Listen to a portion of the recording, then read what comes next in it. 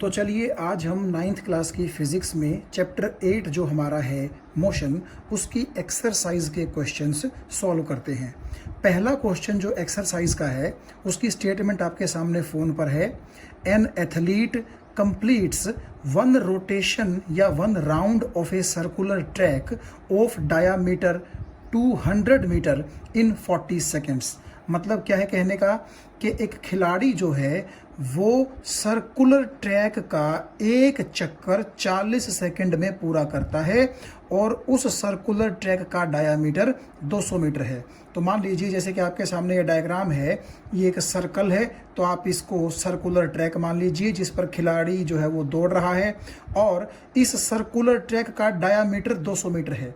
तो डायामीटर का मतलब है इस पॉइंट से लेकर के और पॉइंट ए तक, ठीक है। आप सर्कल का डायामीटर समझते हैं ही, तो वो 200 मीटर है और एक चक्कर 40 सेकंड में पूरा करता है। एक चक्कर का मतलब मान लीजिए ए से चल के वो यूं घूमता घूमता वापस ए पर आ जाता है, तो वो 40 सेकंड में एक चक्कर पूरा करता है। अब पूछ रहा है what is the distance covered and the displacement at the end of 2 minutes 20 second. यानी कि अगर उसको घूमते घूमते 2 मिनट 20 सेकेंड हो जाए तो आप बताइए कि उसने डिस्टेंस कितना ट्रेवल किया और डिस्प्लेसमेंट कितना ट्रेवल किया। तो जैसा कि आप देख सकते हैं सर्कुलर ट्रैक जो है उसका डायामीटर अगर 200 मीटर है तो रेडियस कितनी हो जाएगी उसकी 100 मीटर। और अगर आपसे पूछें कि सरकमफेरेंस कितनी हो जाएगी, क्यों? क्योंकि वो जो एथलीट दौड़ रहा है वो सरकमफेरेंस के ऊपर ही तो दौड़ेगा, तो वो एक चक्कर में कितना डिस्टेंस ट्रेवल करेगा, इसके लिए हमें सरकमफेरेंस की ज़रूरत पड़ेगी।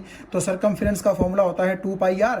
2 की जगह 2 आ गया, पाई आप जानते हैं 22/7 यानी कि 3.14, और आर का मतलब रेडियस जो कि 100 है। तो कुल मिलाकर के सरकमफेरेंस आपके पास आ गई 628 मीटर।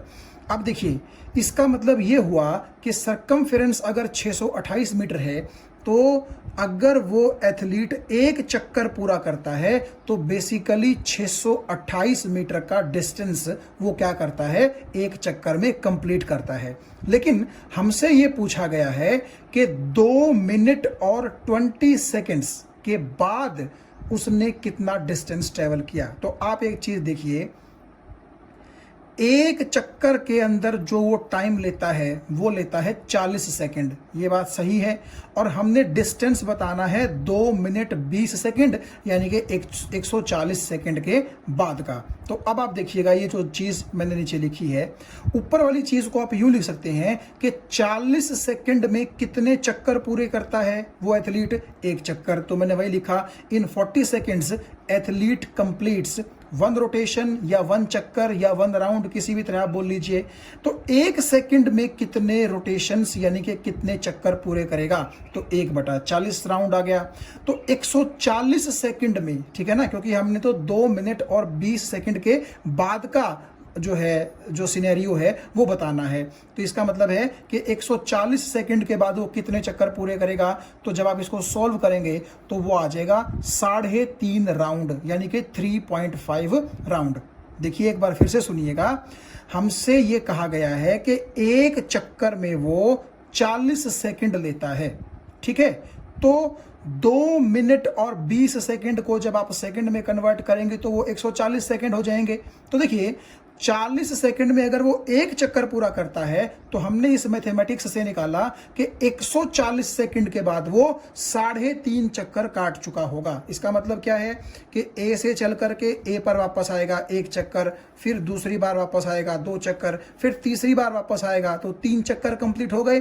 और 3.5 का क्या मतलब है, 3.5 का मतलब है कि पॉइंट ए से चल करके, और सपोज कीजिए अगर मैं यहाँ से आपको हाथ से एक पॉइंट बना करके दिखाऊं पॉइंट बी, तो वो यहाँ पॉइंट बी तक आएगा, यानी कि 3.5 चक्कर उसने पूरे कर लिए 2 मिनट 20 सेकंड में। अब आप एक चीज देखिएगा, सबसे पहली चीज हमसे पूछी गई है डिस्टेंस कितना ट्रेवल करेगा। तो एक बार जब वो चक्कर पूरा करता था तो 628 मीटर का एक चक्कर था उसका, ठीक है।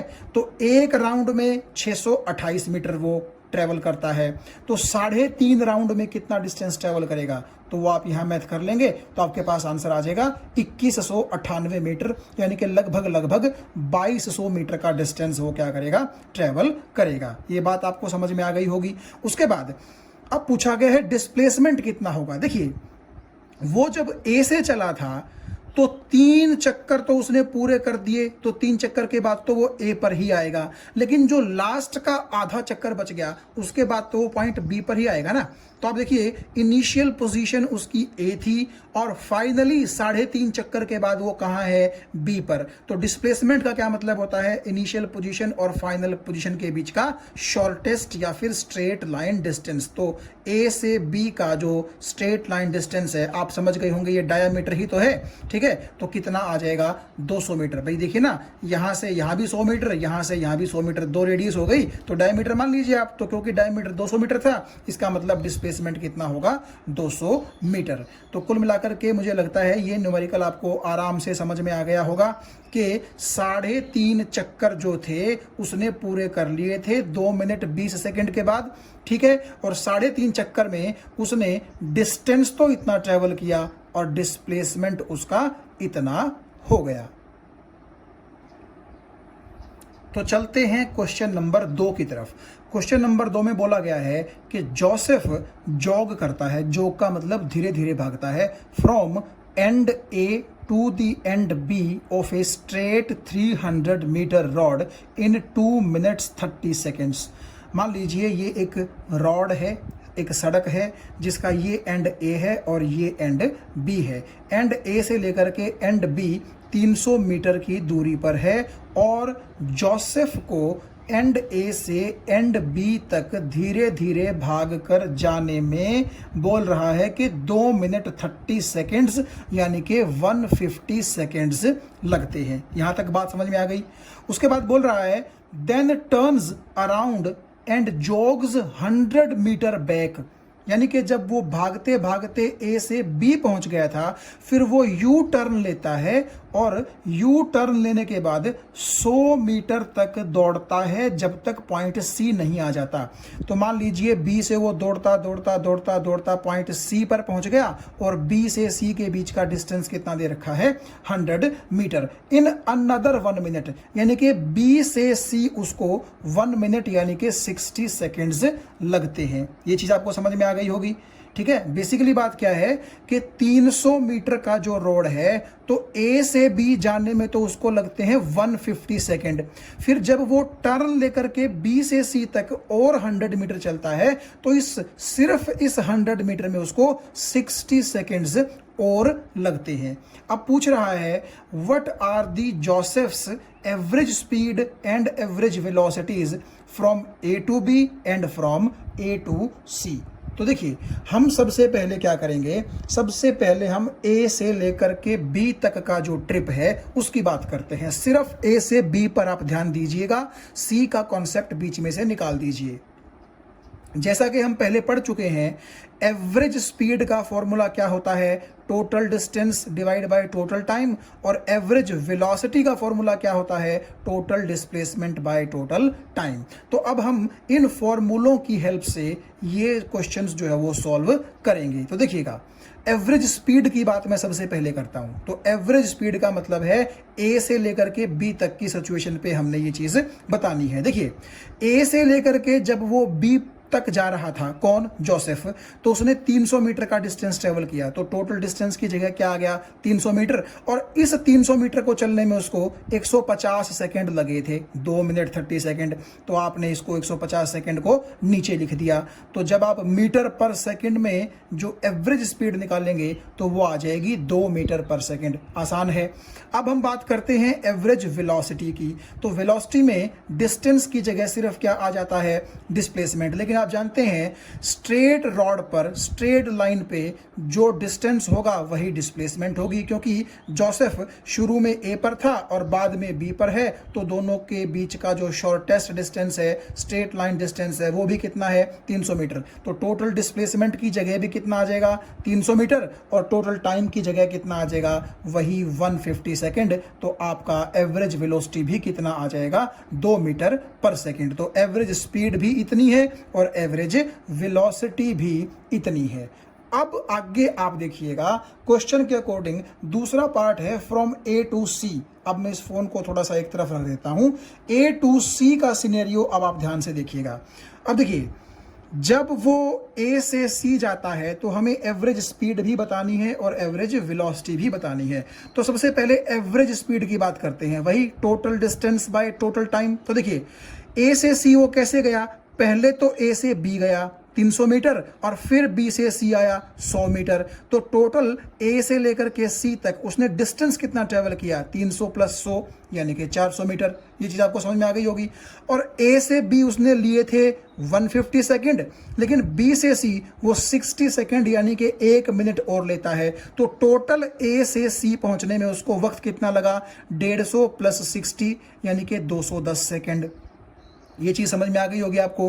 तो टोटल डिस्टेंस आपका ए से सी का वाया बी कितना हो गया, 400 metre. And total time taken कितना है, 210 सेकेंड्स। तो जब आप इसको सॉल्व करेंगे तो आपके पास आंसर आ जाएगा 1.90 मीटर पर सेकेंड। अब एवरेज वेलोसिटी की बात करते हैं, इस पर आप थोड़ा सा ध्यान से जो है देखिएगा। तो एवरेज वेलोसिटी, तो यहां पर क्या आएगा, टोटल डिस्प्लेसमेंट। अब ध्यान से देखिए, चला तो वो ए से ही था, ठीक है, तो इनिशियल पॉइंट उसका ए हो गया, जबकि भले ही उसको पॉइंट बी से होकर के आना है लेकिन फाइनल पॉइंट तो उसका सी है कि नहीं है। तो अब आप देखिए, इनिशियल पॉइंट ए है, फाइनल पॉइंट सी है, तो दोनों के बीच का ये जो स्ट्रेट लाइन डिस्टेंस है, शॉर्टेस्ट डिस्टेंस है, यही तो डिस्प्लेसमेंट होगा। देखिए, यहां से यहां 300 में से आप ये देखिए 100 इस तरफ आ चुका है, तो ए और सी के बीच में आप ये देखिए डिस्प्लेसमेंट कितना बचा, 200 मीटर बचा। तो इसीलिए टोटल डिस्प्लेसमेंट की जगह आपका आ जाएगा 200 मीटर। बस यहीं पर आपसे गलती हो सकती थी इन केस अगर आप थोड़ी सी लापरवाही करें तो, ठीक है ना। तो आप ये ध्यान रखिएगा कि एवरेज वेलोसिटी में डिस्प्लेसमेंट की बात होती है, तो इनिशियल पॉइंट और फाइनल पॉइंट के बीच का ये जो स्ट्रेट लाइन डिस्टेंस है ये 200 मीटर है। तो टोटल डिस्प्लेसमेंट की जगह आ जाएगा 200 मीटर। एंड टोटल टाइम तो वही रहेगा, क्योंकि टाइम तो एक बार शुरू हो गया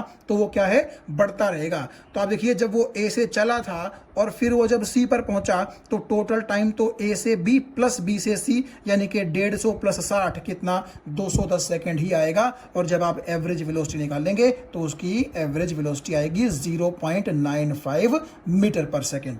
तो इसको भी आप थोड़ा सा ध्यान से देखिएगा। स्पीड के लिए हमें total distance by total time की जरूरत पड़ती है, लेकिन एवरेज वेलोसिटी के लिए हमें total displacement bye total time की जरूरत पड़ती है। तो जहां तक टोटल टाइम का सवाल है उसमें कोई दिक्कत नहीं आएगी, क्योंकि टाइम तो एक बार जब शुरू हो गया तो वो बढ़ता ही रहेगा, उसमें डायरेक्शन का कोई चक्कर नहीं है। लेकिन डिस्टेंस और डिस्प्लेसमेंट में डायरेक्शन का चक्कर है। तो इसीलिए जब आपको एवरेज वेलोसिटी निकालनी हो तो डिस्प्लेसमेंट निकालते वक्त ये ध्यान से देखिएगा कि इनिशियल पोजीशन कौन सी थी और फाइनल पोजीशन कौन सी थी। जबकि डिस्टेंस के लिए आपको डायरेक्शन देखने की जरूरत नहीं है, क्योंकि डिस्टेंस के तो हम क्या करते हैं कि उसने एक्चुअल में कितना रास्ता चला है। तो ए से बी चला, बी से सी चला, तो डिस्टेंस तो उसका 300 प्लस 100 400 ही आएगा, लेकिन डिस्प्लेसमेंट कितना आएगा, 200। तो मुझे उम्मीद है ये सोल्यूशन आपको समझ में आ गया होगा। तो क्वेश्चन नंबर 3 में देखिए, कह रहा है Abdul while driving to school computes the average speed of his trip to be 20 kilometre per hour. इसका मतलब है कि अब्दुल जब स्कूल की तरफ ड्राइव करता है अपने घर से तो उसकी एवरेज स्पीड स्कूल से घर से लेकर के स्कूल तक वो होती है 20 किलोमीटर पर आवर। आप यहां देखिएगा, मान लीजिए ये पॉइंट है अब्दुल का घर और ये पॉइंट है उसका स्कूल। तो सुबह वो क्या करता है, घर से लेकर के स्कूल की तरफ चलता है और उसकी जो एवरेज स्पीड है वो होती है जी 20 किलोमीटर पर आवर। ये चीज आपको समझ में आ गई। फिर कह रहा है on his return trip along the same route, यानी कि जिस रूट से वो घर से स्कूल गया था उसी रूट पर वो स्कूल से कहाँ आएगा, घर आएगा। और वापसी में वो कह रहा है कि देयर इज लेस ट्रैफिक तो यहाँ पर ट्रैफिक कम था and the average speed is 30 kilometre per our, यानी कि वापसी के वक्त उसकी जो एवरेज स्पीड है वो कितनी है, 30 किलोमीटर पर आवर है। थोड़ा सा फास्ट वो आया है क्योंकि ट्रैफिक कम था। अब बोल रहा है what is the average speed for Abdul's trip, यानी कि अब आपको क्या है, जाते हुए वक्त की एवरेज स्पीड दे रखी है, आते हुए वक्त की एवरेज स्पीड दे रखी है, पूरे के पूरे ट्रिप की आपको क्या निकालनी है, एवरेज स्पीड। तो इसके लिए आप यहां देखिए, मान लीजिए जब अब्दुल घर से स्कूल गया था, यानी कि जाते वक्त जब उसकी average speed 20 kilometre per our थी, तो सपोज कीजिए उसको स्कूल जाने में T1 टाइम लगा। ठीक है, मान लीजिए, क्योंकि हमें क्या कर रखा है, जाते वक्त की सिर्फ एवरेज स्पीड बता रखी है और आते वक्त की एवरेज स्पीड बता रखी है, बाकी कोई इंफॉर्मेशन हमें नहीं दी गई है। हमें क्या बोला गया है कि टोटल ट्रिप का हमें क्या निकालना है, एवरेज स्पीड। लेकिन आप एक जरा बात थोड़ा सा सोचिए, अगर हमें एवरेज स्पीड निकालनी है पूरे के पूरे ट्रिप की, तो पूरे ट्रिप का तो मतलब है घर से लेकर के स्कूल और फिर स्कूल से लेकर के घर। ये बात आपको समझ में आ रही है? तो एवरेज स्पीड का जो मैंने आपको फॉर्मूला बताया था वो क्या था, वो था total distance divide by total time. तो इसका मतलब है जाते वक्त और आते वक्त दोनों डिस्टेंसेस को जोड़ दो, वो तो हो जाएगा टोटल डिस्टेंस। जाते वक्त कितना टाइम लगा, आते वक्त कितना टाइम लगा, उनको जोड़ दो, वो आ जाएगा टोटल टाइम। तो ना तो हमारे पास टोटल डिस्टेंस है, ना हमारे पास टोटल टाइम है, कुछ भी हमारे पास नहीं है। इसीलिए मैं ये मान लेता हूं कि जाते वक्त उसको T1 टाइम लगा और आते वक्त उसको T2 टाइम लगा। और जैसा कि आप देख सकते हैं, आते वक्त वो थोड़ा सा ज्यादा एवरेज स्पीड के साथ वापस आया है। इसका मतलब उसको आते वक्त क्या लगा होगा, टाइम कम लगा होगा। जाते वक्त आप देखिए उसकी स्पीड, एवरेज स्पीड थोड़ी सी कम है, तो उसको टाइम कैसा लगा होगा, ज्यादा लगा होगा। तो ना तो मुझे घर से स्कूल का डिस्टेंस पता है और ना ही मुझे जाते वक्त और आते वक्त का टाइम पता है। तो अब हम इस चीज को कैसे प्रोसीड करेंगे वो आप देखिए। मान लीजिए घर से लेकर के स्कूल का डिस्टेंस x है, ये बात आपको समझ में आ गई। मान लिया हमने, तो जाते वक्त x डिस्टेंस गया और आते वक्त x डिस्टेंस आया, तो टोटल उसने 2x डिस्टेंस ट्रेवल कर लिया। तो टोटल डिस्टेंस हमारे पास कितना आ गया, 2x आ गया। अच्छा, अब जाते वक्त का टाइम आपने माना था T1, आते वक्त का टाइम आपने माना T2, तो T1 प्लस T2 ये उसका टोटल क्या हो गया, टाइम। हालांकि ना हमारे पास x है, ना हमारे पास T1 T2 है, लेकिन फॉर्मूले में रखने के लिए कम से कम अब हमें मिल गई है चीजें कि हम टोटल डिस्टेंस 2x को total time T1 plus T2 से क्या कर देंगे, डिवाइड कर देंगे। तो वो हमारे पास पूरे के पूरे ट्रिप की क्या आ जाएगी, एवरेज स्पीड। क्योंकि x जाने में x आने में, तो ये 2x डिस्टेंस पूरे ट्रिप का हुआ।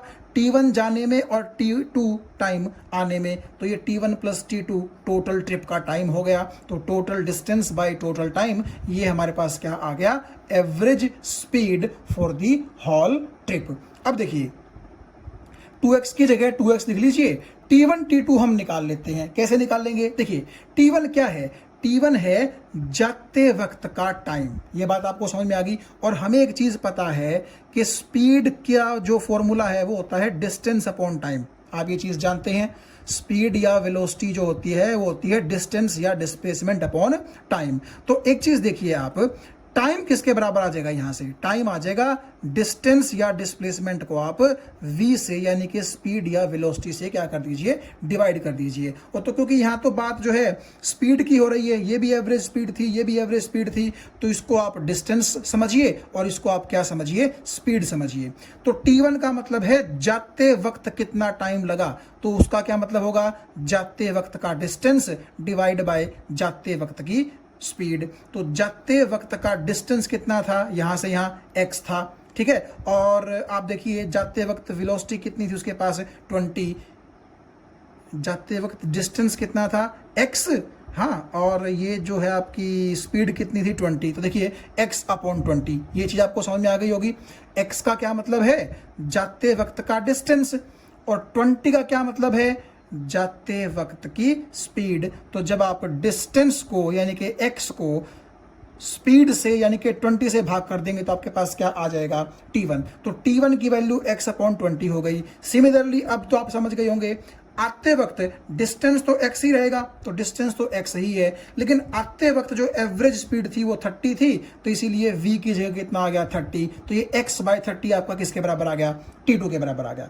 तो देखिए ना हमारे पास x था ना हमारे पास t1 t2 थे, लेकिन हमने t1 को x की टर्म में और t2 को भी x की टर्म में निकाल लिया, और x ऊपर ये है ही, तो यहां से जब आप x कॉमन लेंगे तो ये बचेगा 1/20 प्लस 1/30, इस x से ये x आपका क्या हो जाएगा, कैंसिल हो जाएगा। तो देखिए t भी, t1 t2 भी गायब हो गए इक्वेशन से, और x भी क्या हो गया, गायब हो गया।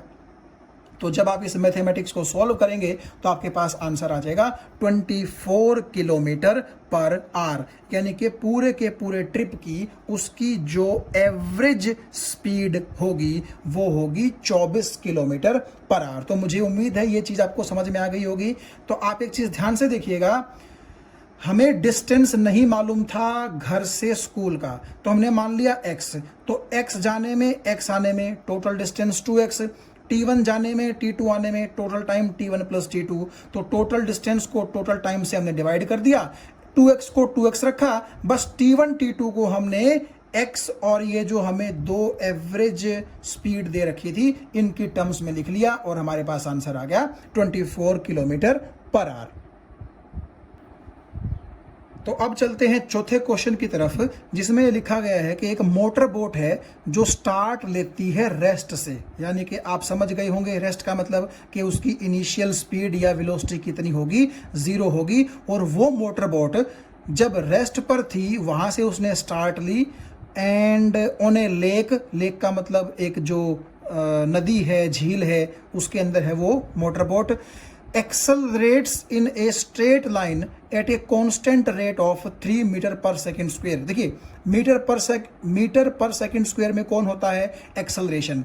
तो वो बोट क्या कर रही है, रेस्ट से स्टार्ट ले रही है और एक्सेलरेट होती है स्ट्रेट लाइन के अंदर, और उसकी एक्सेलरेशन है 3 मीटर पर सेकेंड स्क्वायर, और 8 सेकेंड तक ये एक्सेलरेशन उसके अंदर रहती है।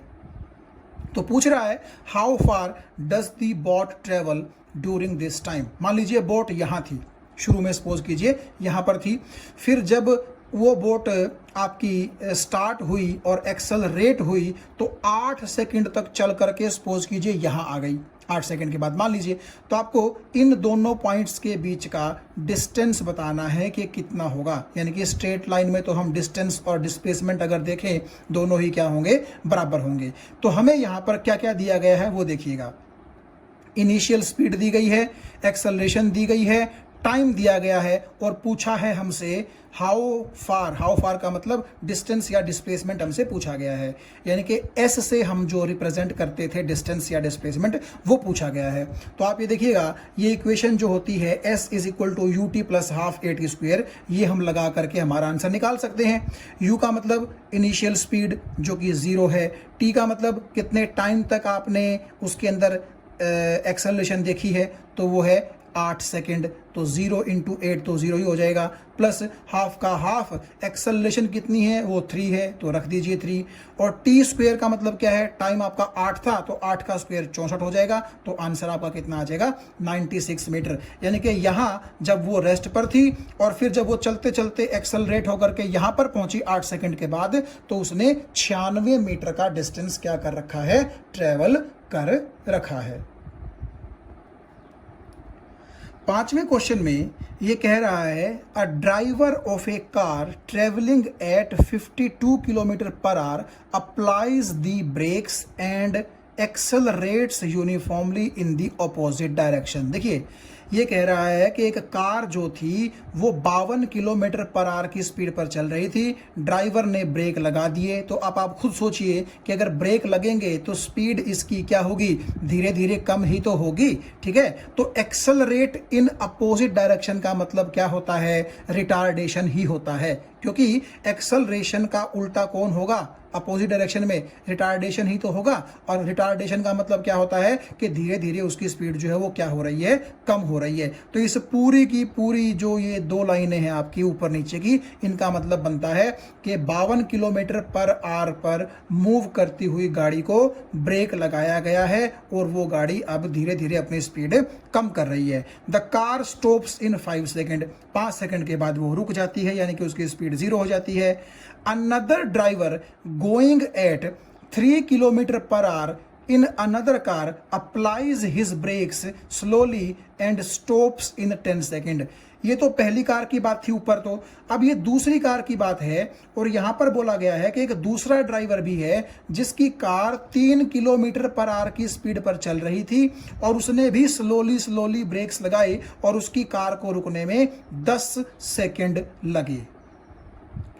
तो ये दो ड्राइवर हैं, एक ने तो 52 किलोमीटर पर आवर से मूव करती हुई गाड़ी पर ब्रेक लगाया है जो कि 5 सेकंड में रुकी है, और दूसरे ड्राइवर ने 3 किलोमीटर पर आवर की स्पीड से चलती हुई गाड़ी पर ब्रेक लगाया है जिसको रुकने में 10 सेकंड लगे हैं। On the same graph paper plot the speed versus time graph for the two cars. दोनों के लिए आपको इकट्ठा ही ग्राफ बनाना है।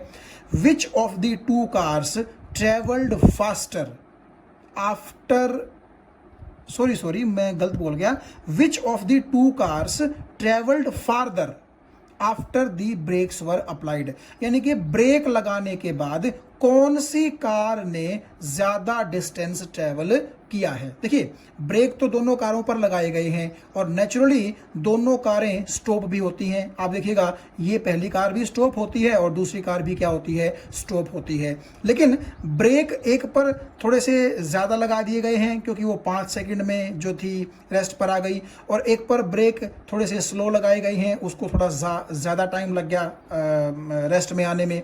तो वो पूछ रहा है कि जैसे ही दोनों ड्राइवरों ने ब्रेक लगाना शुरू किया तो रुकेंगी तो दोनों ही कारें, लेकिन किस कार ने ब्रेक लगाने के बाद ज्यादा डिस्टेंस ट्रेवल्ड किया है। Which of the two cars travelled farther, farther का मतलब कितना ज्यादा आगे गई है कौन सी कार ब्रेक लगाने के बाद। मैं एक चीज यहां आपको बता दूं, सोल्व तो हम इसको करेंगे, लेकिन मैं यहां पर आप देखिए स्टेटमेंट में 3 किलोमीटर पर आवर है, लेकिन मुझे बड़ा अजीब लगा था कि एक कार 52 किलोमीटर पर आवर की स्पीड से चल रही है और दूसरी कार 3 किलोमीटर पर आवर की स्पीड से चल रही है। काफ़ी फ़र्क हो गया ना स्पीड में, जबकि अगर कारें हैं तो कम से कम 40-50 किलोमीटर पर आवर की स्पीड से तो दौड़ना बनता ही है। 3 किलोमीटर पर आवर की स्पीड से तो एक बंदा पैदल भी चल लेता है। तो मुझे ये थोड़ा सा हजम नहीं हुआ, तो इसीलिए मैंने जब इंटरनेट पे इस क्वेश्चन को सर्च किया तो किसी जगह पर मुझे यहाँ 34 किलोमीटर पर आवर मिला और मैंने ये क्वेश्चन 34 किलोमीटर पर आवर के हिसाब से ही सोल्व कर दिया। तो आप ये ध्यान रखिएगा कि भले ही मैं ये आपको NCERT का क्वेश्चन करवा रहा हूं, लेकिन क्योंकि मुझे थोड़ा सा अजीब लगा था ये देख करके, ठीक है, हालांकि होने को तो ऐसा हो सकता है, लेकिन फिर भी मुझे लगा कि यार 3 किलोमीटर पर आवर की स्पीड से कार चल रही है, इतनी स्पीड से तो एक आदमी भी चल सकता है। तो मैंने जब इसको देखा तो शायद हो सकता है इंटरनेट पर जिस पेज को मैंने देखा वहां पर उसने 34 अपने हिसाब से इसको कर दिया हो, तो मैंने भी फिर वही 34 ही वहां से उठा लिया। और अब मैं आपको बता दूं कि मैं पहली कार को 52 किलोमीटर पर आवर और दूसरी कार को 34 किलोमीटर पर आवर की स्पीड से चलते हुए मानूंगा और उस हिसाब से ये क्वेश्चन मैं सोल्व करूंगा। तो आप यहाँ 3 के बाद एक 4 और लगा लीजिएगा अपनी कॉपीज में अगर आप इसको नोट कर रहे हैं तो, ठीक है। तो आप ये मानिएगा कि मैं सोल्व करूंगा इसको when another driver going at 34 kilometre per our की स्पीड से, मैं उस हिसाब से सोल्व करूंगा। तो यहां आप देखिए सॉल्यूशन में पहली कार चल रही थी initial speed 52 kilometre per our से, मैंने इसको कन्वर्ट कर लिया मीटर पर सेकंड में, जो कि आया 14.4 मीटर पर सेकंड, ठीक है। और ये कार भी फाइनली तो रेस्ट पे आती है और कितने टाइम में, 5 सेकंड में। जबकि दूसरी कार के बारे में मैंने आपसे कहा था कि मैं उसकी स्पीड 3 ना लेकर के 34 किलोमीटर पर आवर लूंगा, और जब आप उसको मीटर पर सेकंड में कन्वर्ट करेंगे तो वो इतना आ जाएगा। और ये कार भी फाइनली रेस्ट पर आती है, लेकिन कितने टाइम में? 10 सेकंड्स में। ये चीज़ आपको समझ में आ गई। तो ये है पहली कार का सिनेरियो, ये है दूसरी कार का सिनेरियो। इन दोनों के लिए हमें क्या करना है? स्पीड टाइम ग्राफ ड्रॉ करना है, जो कि मैंने यहाँ आपको ड्रॉ करके दिखाया है।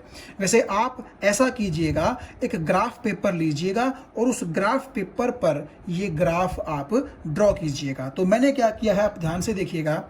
मेरे पास अगर दोनों सिचुएशन में देखूं तो ज़्यादा से ज़्यादा टाइम 10 सेकेंड है, तो मैंने यहाँ पर 10 इक्वल मार्क्स बनाने की कोशिश की है। कोशिश का मतलब है कि हो सकता है थोड़ा सा मार्क जो है वो कम ज़्यादा हो गया हो, आप एडजस्ट कर लीजिएगा। तो एक्स एक्सिस पर मैंने टाइम ले लिया। फिर आप देखिएगा यहाँ पर अगर मैं दोनों गाड़ियों की स्पीड की बात करूँ तो ज़्यादा से ज़्यादा मेरे पास 14.4 मीटर पर सेकंड की स्पीड है। तो इसीलिए मैंने यहाँ पर वाई एक्सिस पर जो स्पीड ली है मीटर पर सेकंड में, उस पर मैंने इक्वल 15 बॉक्सेस बना लिए हैं, यानी कि 15 मीटर पर सेकंड तक मार्क कर लिया है। अब देखिए पहली गाड़ी की बात करते हैं। इनिशियली उसकी स्पीड थी 14.4 मीटर पर सेकंड, और इनिशियली का क्या मतलब होता है? When t is equal to 0। तो आप एक चीज देखिएगा, इसको आप एक बार ये जो 2 लिखा हुआ है इसको नेग्लेक्ट कीजिए, और ये जो लाइन है आपकी जो कि मैंने 1 लिखी है इस पर गौर कीजिए। देखिए 14 और 15 के बीच में कहीं भी आप अंदाजे से ही यहाँ तो काम करना पड़ेगा, क्योंकि ये ग्राफ पेपर तो है नहीं, लेकिन अगर आप ग्राफ पे बनाएंगे तो आप एग्जैक्टली 14.4 का जो मार्क है वो चूज कीजिएगा। तो मान लीजिए ये है वो मार्क। तो देखिएगा इस मार्क के कोरस्पॉन्डिंग स्पीड तो आपकी कितनी है? 14.4, और जब आप इस मार्क से नीचे परपेंडिकुलर ड्रॉ करेंगे टाइम एक्सिस पर तो वो 0 पर गिरेगा। यानी कि ये वाला जो पॉइंट है ये रिप्रेजेंट करता है when t is equal to 0 then speed is equal to 14.4 metre per second. ठीक है, और देखिए फिर क्या हुआ? टाइम बढ़ता रहा और 5 सेकंड के बाद उसकी फाइनल स्पीड कितनी हो गई? 0, क्योंकि वो 5 सेकंड के बाद पहली कार रेस्ट पर आ गई थी। तो आप ये देखिएगा, ये जो पॉइंट है, ये पॉइंट आप देखिएगा टाइम एक्सिस पर कहाँ कट कर रहा है? 5 सेकंड पर। ठीक है, आपको बात समझ में आ गई होगी कि इस पॉइंट के कॉरस्पॉन्डिंग टाइम कितना है? 5 सेकंड। और अगर कोई आपसे पूछे कि इस पॉइंट के कॉरस्पॉन्डिंग स्पीड कितनी है, तो यहां से आप स्पीड एक्सिस पर जब परपेंडिकुलर ड्रॉ करेंगे तो वो एग्जैक्ट 0 पर गिरेगा। यानी कि इस पॉइंट के कॉरस्पॉन्डिंग टाइम 5 सेकंड है और फाइनल स्पीड कितनी है? 0। तो एक पॉइंट आपको ये मिल गया, एक पॉइंट आपको ये मिल गया, दोनों का आप मिला दीजिए तो ये जो 1 लिखा हुआ है ये आपका ग्राफ आ गया गाड़ी नंबर 1 के लिए। मुझे उम्मीद है ये चीज आपको समझ में आ गई होगी। ठीक है, 2 पॉइंट्स हमने ढूंढे, कुछ इस तरीके से और उनको मिला दिया, तो ये आपका गाड़ी नंबर 1 का ग्राफ आ गया। अब गाड़ी नंबर 2 की बात करते हैं। देखिए गाड़ी नंबर 2 के लिए इनिशियल स्पीड कितनी है? मैं मीटर पर सेकंड में ले रहा हूं, किलोमीटर पर आवर सेकंड को मैंने किलोमीटर पर आवर को मैंने मीटर पर सेकंड में कन्वर्ट कर लिया था। तो दूसरी गाड़ी के लिए इनिशियल का मतलब है जब टाइम 0 है तो वो वाली स्पीड कितनी है? 9.4। तो 9.4 आप समझ गए होंगे, 9 और 10 के बीच में मैंने यहां दे रखी है। तो इस पॉइंट पर आप देखिएगा, इस पॉइंट पर स्पीड कितनी है? 9.4। और जब आप यहां से परपेंडिकुलर ड्रॉ करेंगे नीचे तो टाइम इज इक्वल टू 0 पर वो परपेंडिकुलर गिरेगा। यानी कि जब इनिशियली आपकी कार नंबर 2 की स्पीड 9.4 मीटर पर सेकंड थी तो आपको ये पॉइंट मिला। आपको बात समझ में आ गई होगी। और फाइनली 10 सेकंड के बाद उसकी भी सेकंड कार की भी स्पीड कितनी हो गई? 0, यानी कि वो भी रेस्ट पर आ गई। तो यहां पर देखिएगा आप, ये मैंने पॉइंट यहां पर ले लिया क्योंकि इसके कोरस्पॉन्डिंग आप देखिए यहां से लेकर के यहां तक, इस पॉइंट के कोरस्पॉन्डिंग यहां से लेकर के यहां तक टाइम तो 10 सेकंड है, और जब आप यहां से परपेंडिकुलर ड्रॉ करेंगे स्पीड वाली एक्सिस पर तो वो यहां 0 पर गिरेगा। यानी कि एग्जैक्टली 10 सेकंड के बाद स्पीड 0 हो गई, तो वो पॉइंट ये आ गया। तो दूसरी गाड़ी के लिए एक पॉइंट ये था, एक पॉइंट ये था, दोनों पॉइंट्स को आप मिला दीजिए, ये आ गया जी गाड़ी नंबर 2 के लिए ग्राफ। ठीक है, तो पहला काम तो हमारा हो गया कि आप एक ग्राफ पेपर पर दोनों गाड़ियों के लिए इकट्ठा ग्राफ बनाइए। ठीक है, अब दूसरी चीज उसने क्या कही थी, उसने कही थी कि ब्रेक लगाने के बाद कौन सी गाड़ी ज्यादा फार्दर गई है, यानी कि ज्यादा डिस्टेंस ट्रेवल किया है। तो उसके लिए हम क्या करेंगे, हमें एक चीज पता है, मैं आपको पहले पढ़ा चुका हूं।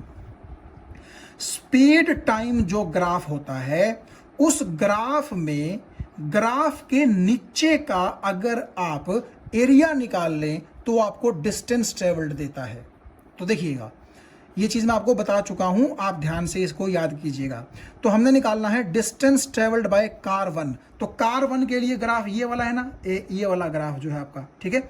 तो ग्राफ 1 में आप ध्यान से देखिएगा, जो ये ग्राफिकल लाइन है आपकी, ये वाली जो ग्राफिकल लाइन है, इसके नीचे का एरिया आप निकाल लीजिए। नीचे का एरिया मतलब ये वाला जो एरिया, मैं आपको पेन से थोड़ा सा डार्क करके दिखा रहा हूं, ये वाला एरिया आप निकाल लीजिए। तो ये एरिया आप कैसे निकाल लेंगे, देखिए आपको ऐसा लग रहा होगा कि ये एंगल कितना है 90 डिग्री का, तो आपको एक ये राइट एंगल ट्रायंगल मिलेगी ना, ये पॉइंट और ये पॉइंट। तो फॉर्मूला क्या होता है राइट एंगल ट्रायंगल का एरिया निकालने का, half into base into height. तो हाफ की जगह हाफ आ गया, बेस यहां से यहां तक 5 है ना, तो क्योंकि यहां पर टाइम है तो मैंने 5 सेकंड लिख दिया, और हाइट यहां से लेकर के यहां तक आप जानते हैं कितनी है 14.4, और क्योंकि वो स्पीड है तो मैंने मीटर पर सेकंड लिख दिया। अब आप यहां से भी देखिए, सेकंड से सेकंड चल बसा और आपको मीटर के अंदर ये चीज मिली है। तो जब आप 14.4 को 5 से गुना करेंगे और 2 से डिवाइड करेंगे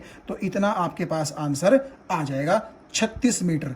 यानी कि गाड़ी नंबर 1 का जो ग्राफ था उसके अंडर का जो एरिया आपने निकाला, उस एरिया ने डिस्टेंस ट्रेवल्ड बाय कार 1 जो आपको दिया वो दिया 36 metre. Similarly distance travelled by car number 2, तो देखिएगा कार नंबर 2 का ग्राफ ये वाला है। तो अब की बार मैं थोड़ा सा एरिया जो है आपको देखिएगा, इस पॉइंट से लेकर के और इस पॉइंट के अंडर का जो एरिया है, यानी कि ये वाला जो एरिया है, अब आप ये वाला एरिया निकाल लीजिए। और ये वाला एरिया जब आप निकालेंगे तो देखिएगा ये वाला पॉइंट और ये वाला पॉइंट, फिर से एंगल 90। तो इस बार बेस आपका हो जाएगा 10 सेकेंड, ठीक है, और हाइट आपकी हो जाएगी 9.4 मीटर पर सेकंड। तो जब आप निकालेंगे तो आंसर कितना आएगा 47 मीटर। यानी कि कार नंबर 2 ने 47 मीटर का डिस्टेंस ट्रेवल किया, जबकि कार नंबर 1 ने 36 मीटर का डिस्टेंस ट्रेवल किया था। ठीक है, ये तो जल्दी ही रेस्ट में आ गई थी, ये थोड़ा सा ज़्यादा टाइम के बाद रेस्ट में आई थी। तो आप ये देखिएगा कार नंबर 2 का जो डिस्टेंस है वो ज़्यादा है, कितना 47 मीटर चली है, जबकि कार नंबर 1 36 मीटर चली है। इसका मतलब ये है कि जैसे ही गाड़ी नंबर 1 के ड्राइवर ने ब्रेक अप्लाई की, तो ब्रेक अप्लाई करने के बाद रुकने तक उसने 36 मीटर चला, और गाड़ी नंबर 2 में ब्रेक लगने से लेकर के रुकने तक कितना चला 47 मीटर चला। तो ज्यादा डिस्टेंस आप ये देखिएगा कौन चला है, वो चला है car number 2। So car 2 travelled further after applying breaks.